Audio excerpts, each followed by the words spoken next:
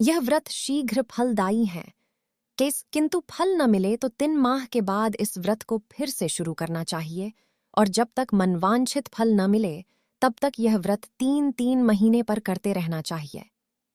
तो कभी भी इस व्रत का फल अवश्य मिलता ही है। व्रत विधि शुरू करने से पहले की विधि: श्री यंत्र के सामने देखकर श्री यंत्र को प्रणाम कर, ऐसा बोलकर श्री यंत्र को प्रणाम करे। पूजा के समय आपके पास वैभव लक्ष्मी व्रत पुस्तक होना अत्यंत आवश्यक है। बाद में लक्ष्मी जी के नीचे मुताबिक 8 स्वरूप की छवियों को प्रणाम करें। धन लक्ष्मी एवं वैभव लक्ष्मी माँ का स्वरूप: श्री गज लक्ष्मी माँ, श्री अधिलक्ष्मी माँ, श्री विजया लक्ष्मी माँ, श्री ऐश्वर्य लक्ष्मी माँ, श्री वीर लक्ष्मी माँ, श्री धान्य लक्ष्मी माँ, श्री संतान लक्ष्मी माँ। लक्ष्मी स्तवन का भावार्थ: जो लाल कमल में रहती हैं, जो अपूर्व कांति वाली हैं, जो असह्य तेज वाली हैं, जो पूर्ण रूप से लाल हैं, जिसने रक्त रूप वस्त्र पहने हैं, जो भगवान विष्णु को अति प्रिय हैं, जो लक्ष्मी मन को आनंद देती है, जो समुद्र मंथन से प्रकट हुई हैं, जो विष्णु भगवान की पत्नी हैं, जो कमल से जन्मी हैं और अतिशय पूज्य हैं, वैसी ही लक्ष्मी देवी आप मेरी रक्षा करें। व्रत के नियम: यह व्रत सौभाग्यशाली स्त्रियां करें तो उनका अति उत्तम फल मिलता है। इस व्रत को पुरुष कुमारिका भी यह व्रत कर सकते हैं, उत्तम फल प्राप्त होगा। यह व्रत पूरी श्रद्धा और पवित्र भाव से करना चाहिए, बिना मन के यह व्रत नहीं करना चाहिए। यह व्रत शुक्रवार को किया जाता है। व्रत शुरू करते वक्त 11 या 21 शुक्रवार की मन्नत रखनी पड़ती है और शास्त्रीय विधि के अनुसार ही उद्यापन विधि करनी चाहिए। यह विधि सरल है, किंतु शास्त्रीय विधि अनुसार व्रत नहीं करने पर जरा भी फल प्राप्त नहीं होता। एक बार व्रत पूरा करने के पश्चात फिर मन्नत कर सकते हैं और फिर व्रत कर सकते हैं। माता लक्ष्मी देवी के अनेक स्वरूप हैं। उनमें उनका धन लक्ष्मी स्वरूप ही वैभव लक्ष्मी है और माता लक्ष्मी को श्री यंत्र अत्यंत प्रिय हैं। व्रत करते समय माँ लक्ष्मी के हर स्वरूप को और ओ श्री यंत्र ओटी को प्रणाम करना चाहिए, तभी व्रत का फल मिलता है। अगर हम इतनी भी मेहनत नहीं कर सकते तो लक्ष्मी देवी भी हमारे लिए कुछ करने को तैयार नहीं होगी और हम सब पर माँ की कृपा नहीं होगी। व्रत के दिन सुबह से ही जय माँ लक्ष्मी, जय माँ लक्ष्मी मन में बोलते रहना है। माँ को पूरे मन से स्मरण करना आवश्यक है। शुक्रवार के दिन यदि आप घर से बाहर हैं तो आपको यह व्रत नहीं करना चाहिए। वो शुक्रवार छोड़कर अगला शुक्रवार कर सकते हैं। यह व्रत अपने ही घर में करना आवश्यक है। मन्नत पूरा करना अत्यंत आवश्यक है। व्रत पूरा होने पर कम से कम 7 स्त्रियों को या आपकी इच्छा के अनुसार 11, 21, 51, 101 स्त्रियों को वैभव लक्ष्मी व्रत की पुस्तक कुमकुम का तिलक करके भेंट के रूप में देनी चाहिए। जितनी ज्यादा पुस्तक आप देंगी उतना ही ज्यादा माँ लक्ष्मी की कृपा आप पर होगी। व्रत के शुक्रवार को स्त्री रजस्वला हो या सुवा/सुतक हो तो यह व्रत छोड़ देना चाहिए। बाद के शुक्रवार करना चाहिए। मन्नत के पूरे शुक्रवार करना आवश्यक है। व्रत की विधि शुरू करते वक्त लक्ष्मी स्तवन का एक बार पाठ करना आवश्यक है। व्रत के दिन हो सके तो उपवास करना चाहिए और शाम को प्रसाद लेकर शुक्रवार करना चाहिए। अगर न हो सके तो फलाहार या एक बार भोजन कर सकते हैं। अगर व्रतधारी का शरीर अत्यंत कमजोर है तो 2 बार भोजन कर सकते हैं। सबसे महत्व की बात यह है कि व्रतधारी की माँ लक्ष्मी पर पूरी श्रद्धा होनी चाहिए। वैभव लक्ष्मी माँ आप पर प्रसन्न हो। वैभव लक्ष्मी व्रत कथा: एक बद्धा शहर था। इस शहर में लाखों लोग रहते थे। पहले के जमाने के लोग साथ साथ रहते थे और एक दूसरे के काम आते थे, पर नए जमाने के लोगों का स्वरूप ही अलग सा है। सब अपने अपने काम में व्यस्त रहते हैं, किसी को किसी की परवाह नहीं। घर के सदस्यों को भी एक दूसरे की परवाह नहीं होती। भजन, कीर्तन, भक्ति, भाव, दया, माया, परोपकार जैसे संस्कार कम हो गए। शहर में बुराइयां बढ़ गई थीं। शराब, जुआ, रेस, व्यभिचार, चोरी, डकैती वगैरह बहुत गुनाह शहर में होते थे। कहावत है कि हजारों निराशा से एक अमर आशा छिपी हुई है। इसी तरह इतनी बुराइयों के बाद शहर में कुछ अच्छे लोग भी रहते हैं। शीला और उनका पति ईमानदारी से जीते थे। वे किसी को बुराई न थे और प्रभु भजन में अच्छी तरह समय व्यतीत कर रहे थे।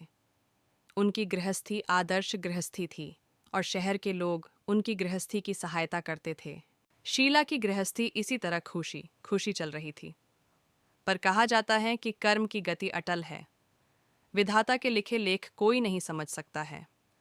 इंसान का नसीब पल भर में राजा को रंक बना देता है और रंक को राजा। शीला के पति के अगले जन्म के कर्म भोगने बाकी रह गए होंगे कि वह बुरे लोगों से दोस्ती कर बैठा। वह जल्द ही करोड़पति होने का ख्वाब देखने लगा, इसीलिए वह गलत रास्ते पर चढ़ गया और करोड़पति के बजाय रौड़पति बन गया, यानी रास्ते के भिखारी के समान उसकी हालत हो गई थी। शहर में शराब, जुआ, रेस, चरस, गांजा वगैरह बुराइयों फैली हुई थी। उसमें शीला का पति फंस गया। दोस्तों के साथ उसे भी शराब की आदत हो गई। जल्द से जल्द पैसे वाला बनने का लालच में दोस्तों के साथ जुआ भी खेलने लगा। इस तरह बचाई हुई धन राशि जुए में हर गया था। शीला सुशील और संस्कारी स्त्री थी। उसको पति के बर्ताव से बहुत दुख हुआ, किंतु वह भगवान पर भरोसा करके बद्धा दिल रखकर दुख सहने लगी। कहा जाता है कि सुख के पीछे दुख और दुख के पीछे सुख आता ही है, इसलिए दुख के पीछे सुख आएगा ही। इसी श्रद्धा के साथ शीला प्रभु कीर्तन में लीन रहने लगी। इस तरह शीला असहाय दुख सहते सहते प्रभु में वक्त बिताने लगी। अचानक एक दिन दोपहर को उनके द्वार पर किसी ने दस्तक दी। शीला सोच में पड़ गई कि मुझ जैसे गरीब के घर इस वक्त कौन आया होगा। फिर भी द्वार पर आए हुए अतिथि को आदर करना चाहिए। ऐसे आर्य धर्म के संस्कार वाली शीला ने खड़े डीढ़े होकर द्वार खोला। देखा तो सामने एक माँजी खद्दी थी। वे बद्धी उम्र की लगती थीं, किंतु उसके चेहरे पर अलौकिक तेज निखर रहा था। उनकी आंखों में मानो अमृत भर रहा था। उनका भव्य चेहरा करुणा और प्यार से छलकता था। उनको देखते ही शीला के मन में अपार शांति छा गई। वैसे शीला इस मांझी को पहचानती न थी, फिर भी उनको देखकर शीला के रोम रोम में आनंद छा गया। शीला मांझी को आदर से घर ले आई। घर में बिठाने के लिए कुछ नहीं था। अतन सकुचाकर फटी हुई चद्दर पर उनको बिठाया। मांझी ने कहा, क्यों शीला, मुझे पहचाना नहीं? शीला ने सकुचाकर कहा, माँ, आपको देखते ही बहुत खुशी हो रही है, बहुत शांति मिल रही है। ऐसा लगता है कि मैं बहुत दिनों से जिसे ढूंढ रही थी वे आप ही हैं, पर मैं आपको पहचान नहीं सकती। माँ जी ने हंसकर कहा, क्यों भूल गई? हर शुक्रवार को लक्ष्मी जी के मंदिर में भजन कीर्तन होते हैं, तब मैं भी वहाँ आती हूँ। वहाँ हर शुक्रवार हम मिलते हैं। पति गलत रास्ते पर चढ़ गया। तब से शीला बहुत दुखी हो गई थी और दुहक के मारी वह लक्ष्मी जी के मंदिर भी नहीं जाती थी। बाहर के लोगों से नज़र मिलते भी उसे शर्म आने लगती थी। उसने याददाश्त पर भी जोर दिया, पर उसे कुछ याद नहीं आ रहा था। तब माँ जी ने कहा, तू लक्ष्मी मंदिर में कितने मधुर भजन गाती थी, आजकल तू दिखाई नहीं देती, इसलिए मुझे हुआ कि तुम क्यों नहीं आती हो। कहीं बीमार तो नहीं हो गई है ना? ऐसा सोचकर मैं तुझे मिलने चली आई हूँ। यह वर्ष शुक्रवार को करना चाहिए। सुबह में स्नान करके स्वच्छ कपड़े पहनो और सारा दिन मन में जय माँ लक्ष्मी का रटन करते रहो। किसी से चुगली नहीं करनी चाहिए। शाम को पूर्व दिशा में मुंह रख सके इसी तरह आसन पर बैठ जाओ। सामने पाटा रखकर उसके ऊपर रुमाल रखो। रुमाल पर चावल का छोटा सा ढेर करो। उस ढेर पर पानी से भरा तांबे का कलश रखकर कलश पर एक कटोरी रखो। उस कटोरी में एक सोने का गहना रखो। सोने का ना हो तो चांदी का भी चलेगा, चांदी का ना हो तो नकद रुपया भी चलेगा। बाद में घी का दीपक जलाकर अगरबत्ती सुलगा कर रखो। माँ लक्ष्मी जी के बहुत स्वरूप हैं और माँ लक्ष्मी जी को श्री यंत्र अति प्रिय हैं। अत वैभव लक्ष्मी में पूजन विधि करते वक्त प्रथम श्री यंत्र और लक्ष्मी जी के विधिवत स्वरूपों का सच्चे दिल से दर्शन करो। उसके बाद लक्ष्मी स्तवन का पाठ करे। बाद में कटोरी में रखे गहने हुए गहनों या रुपयों को हल्दी कुमकुम और चावल चढ़ाकर पूजा करो और लाल रंग के फूल चढ़ाओ। शाम को कोई मिठी चीज़ बनाकर उसका प्रसाद रखो, न हो सके तो गुड़ या शक्कर नहीं चल सकता है। फिर आरती करके 11 बार सच्चे हृदय से जय माँ लक्ष्मी बोलो। बाद में 11 या 21 शुक्रवार करने का दृढ़ संकल्प माँ के सामने करो और जो भी मनोकामना हो वह पूरी करने को माँ लक्ष्मी जी को विनती करो, फिर माँ का प्रसाद बांट दो और थोड़ा प्रसाद अपने लिए रख लो। अगर आप में शक्ति हो तो पूरे दिन उपवास रखो और प्रसाद खाकर उपवास करो। ना शक्ति हो तो शाम को एक समय प्रसाद खाकर खाना खा लो। अगर थोड़ी शक्ति भी ना हो तो दिन में 2 बार खाना खा सकती हैं। बाद में कटोरी में रखा गहना या रुपया ले लो। कलश का पानी तुलसी क्यारी में डाल दो और चावल पक्षियों को डाल दो। इसी तरह शास्त्रीय विधि अनुसार व्रत करने से अवश्य फल मिलता है। इस व्रत के प्रभाव से सब प्रकार की विपत्ति दूर होकर आदमी मालामाल हो जाता है। संतान न हो तो उसे संतान प्राप्ति होती है। सौभाग्यवती स्त्री का सौभाग्य अखंड रहता है। कुमारी लड़की को मनभावन पति मिलता है। शिला यह सुनकर आनंदित हो गई। फिर पूछा, माँ, आपने वैभव लक्ष्मी व्रत की जो शास्त्रीय विधि बताई है वैसे मैं अवश्य करूँगी, किंतु उसकी उद्यापन विधि किस तरह करनी चाहिए यह भी कृपा करके सुनाइए। मांझी ने कहा, 11 या 21 जो मन्नत मानी हो उतने शुक्रवार। यह वैभव व लक्ष्मी व्रत पूरी श्रद्धा और भावना से करना चाहिए। व्रत के आखिरी शुक्रवार को जो शास्त्रीय विधि अनुसार उद्यापन विधि करनी चाहिए वह मैं तुझे बताती हूँ। आखिरी शुक्रवार को खीर या नैवेद्य रखो।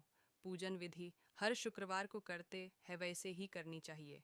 पूजन विधि के बाद एक श्रीफल फोड़ो और कम से कम 7 कुंवारी या सौभाग्यशाली स्त्रियों को कुमकुम का तिलक करके साहित्य संगम की वैभव लक्ष्मी व्रत की एक एक पुस्तक उपहार में देनी चाहिए और सबको घर का प्रसाद देना चाहिए। फिर धन लक्ष्मी स्वरूप वैभव लक्ष्मी स्वरूप माँ लक्ष्मी की छवि को प्रणाम करे। माँ लक्ष्मी का यह स्वरूप वैभव देने वाला है। प्रणाम करके मन ही मन भावुकता से माँ को प्रार्थना करते वक्त कहे कि हे माँ धन लक्ष्मी, हे माँ वैभव लक्ष्मी, मैंने सच्चे हृदय से आपका वैभव लक्ष्मी व्रत पूर्ण किया है। तो हे माँ, हमारी जो भी मनोकामना की है वह बोलो कि कामना पूर्ण करो, हमारा सबका कल्याण करो। जिसे संतान न हो उसे संतान देना, सौभाग्यशाली स्त्री का सौभाग्य अखंड रखना, कुंवारी लड़की को मन भावन पति देना। आपका यह चमत्कारी वैभव लक्ष्मी व्रत जो करे उसकी सब विपत्ति दूर करना, सबको सुखी करना। हे माँ, आपकी महिमा अपरंपार है। जो इस तरह माँ की प्रार्थना करके माँ लक्ष्मी जी का धन लक्ष्मी स्वरूप को भाव से बंधन करो। माँ जी के पास से वैभव लक्ष्मी व्रत की शास्त्रीय विधि सुनकर शिला भाव विभोर हो उठी। उसे लगा मानो सुख का रास्ता मिल गया है।